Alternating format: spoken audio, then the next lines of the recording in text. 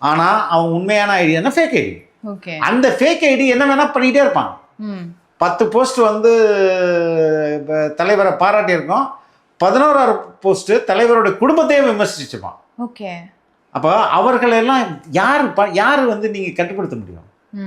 அவங்களெல்லாம் தாவேக்கான்னு நீங்கள் பொதுவில் சொன்னீங்கன்னா எப்படி அதை நம்ம ஏற்றுக்கவும் முடியும்?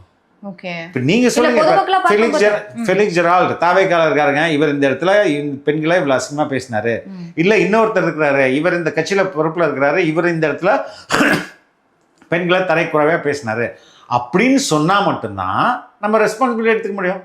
அப்படி உண்மையிலே ஒருத்தர் இருந்தாருன்னா, இல்லாத வெர்ச்சுவல் வாரியர்ஸ் வெர்ச்சுவல் வாரியர்ஸ் நானே ஏமாந்துருக்கேன். ஒரு கூட்டத்துக்கு கூப்பிட்டாங்க, இப்போ நான் போயிட்டு அதில் ஸ்பேஸ் மீட்டிங் இருக்குல்ல, அதில் பேசும்போது சார் நாங்கள்லாம் வெர்ச்சுவல் வாரியர்ஸ்ன்னு சொல்லிட்டு பேசினாங்க. அடுத்தது கட்சியில் கூப்பிங்க, அவனுக்கு கட்சிக்கு சம்மந்தமே இல்லைங்க, நீங்கள் எதுக்கு அங்கே போய் பேசிட்டு இருக்கீங்க அப்படின்னு என்கிட்ட சொல்கிறாங்க.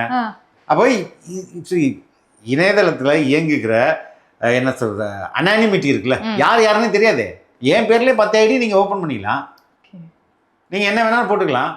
அப்போ அதுக்கெல்லாம் நான் பொறுப்பெடுத்துக்க முடியுமா? என் ஐடி தான் நான் சொல்ல முடியும்.